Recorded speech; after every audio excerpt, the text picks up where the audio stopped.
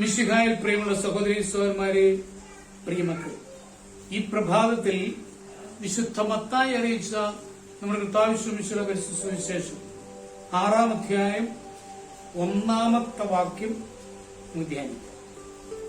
Saint Matthew's gospel chapter 6 verse 1.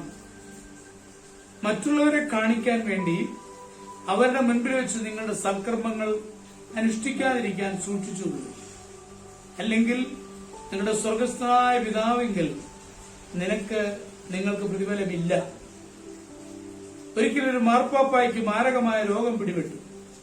പരിശുദ്ധ പിതാവിനെ പരിശോധിച്ച ഡോക്ടർമാർ ഒന്നടങ്കം വിധി എഴുതി, അസുഖം ഹൃദയത്തിനാണ്, അദ്ദേഹം മാറ്റിവെക്കുക മാത്രമേ പോംവഴിയുള്ളൂ. പതിവ് പോലെ അന്നും പാപ്പ പൊതുദർശനത്തിനായി പുറത്തേക്ക് ചെന്നു.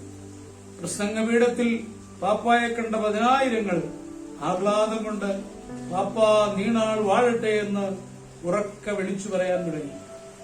ബഹളം അല്പമൊന്ന് ശാന്തമായപ്പോൾ പോപ്പിന്റെ സമീപത്തു നിന്ന് കർദിനാൾ സാവധാനം ജനങ്ങളോട് പറഞ്ഞു, മാർപ്പാപ്പ ഗുരുതരമായ രോഗത്തിന്റെ പിടിയിലാണ്. അത് കേട്ടതേ ജനക്കൂട്ടം നിശബ്ദരായി.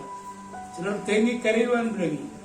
അപ്പോൾ കർദിനാൾ ഗദ്ഗതത്തോടെ തുടർന്നു, നിങ്ങളിൽ ആരാണ് സ്വന്തം ഹൃദയം മാർപ്പാപ്പായ്ക്ക് നൽകുവാൻ തയ്യാറുള്ളത്? കർദിനാൾ അങ്ങനെ ചോദിച്ചതും ജനക്കൂട്ടം ഒന്നടങ്കം ആർത്തു വിളിച്ചു, എന്റെ ഹൃദയം എടുത്തുള്ളൂ, ഞാനിതാ എന്റെ ഹൃദയം വിട്ടുതരും. ഇത്രയേറെ ജനങ്ങൾ ആവേശത്തോടെ കൈ ഉയർത്തി സ്വാഗതം ചെയ്യുമ്പോൾ ആരുടെ ഹൃദയമാണ് സ്വീകരിക്കേണ്ടത്?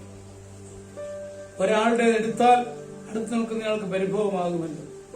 അവസാനം കർദിനാൾ ഉപായം കണ്ടെത്തി. അദ്ദേഹം ഉറക്കെ പറഞ്ഞു, നിങ്ങളുടെ സമ്മതത്തിനും സ്നേഹത്തിനും ഒത്തിരി നന്ദി. മാർപ്പാപ്പായ്ക്ക് ഒരാളുടെ ഹൃദയം മാത്രമേ മതിയുള്ളതാണ്. ഞാൻ താഴേക്കൊരു തൂവലിടാം. ആ തൂവൽ ഏത് വ്യക്തിയുടെ ശിരസിൽ പതിക്കുന്നുവോ ആ വ്യക്തിയുടെ ഹൃദയം സസന്തോഷം മാർപ്പാപ്പ സ്വീകരിക്കും. ഇത്രയും പറഞ്ഞ ശേഷം കർദിനാൾ ഒരു തൂവൽ താഴേക്കിട്ടു. തൂവൽ താഴേക്ക് നീങ്ങിക്കൊണ്ടിരുന്നു. അപ്പോഴും എന്റെ ഹൃദയം സ്വീകരിക്കുക, എന്റെ ഹൃദയം സ്വീകരിക്കുക എന്നവർ ഉറക്കെ വിളിച്ചു പറയുന്നുണ്ടായിരുന്നു. തൂവൽ ഒരാളുടെ തലയിൽ സ്പർശിക്കാറായപ്പോൾ അയാൾ ഏറ്റുപറച്ചിൽ നിർത്തി. ആ തൂവലൂതി മുകളിലേക്ക് പറപ്പിച്ചു. എല്ലാവരും ഇത് തന്നെ ആവർത്തിച്ചു. അങ്ങനെ തൂവൽ വായുവിൽ പറന്നു നടന്നല്ല ആരുടെയും ശിരസിൽ പതിച്ചു.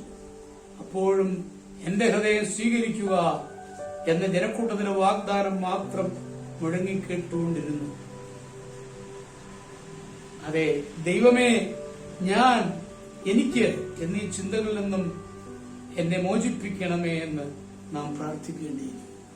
നമ്മുടെ കർത്താവ് ഈശോയുടെ കൃപയും പിതാവായ ദൈവത്തിന്റെ സ്നേഹവും പരിശുദ്ധാത്മാവിന്റെ സഹവാസവും പരിശുദ്ധ അമ്മയുടെ മധ്യസ്ഥതയും എല്ലാവരോടും കൂടി ധാരാളമായിട്ടുണ്ടായി.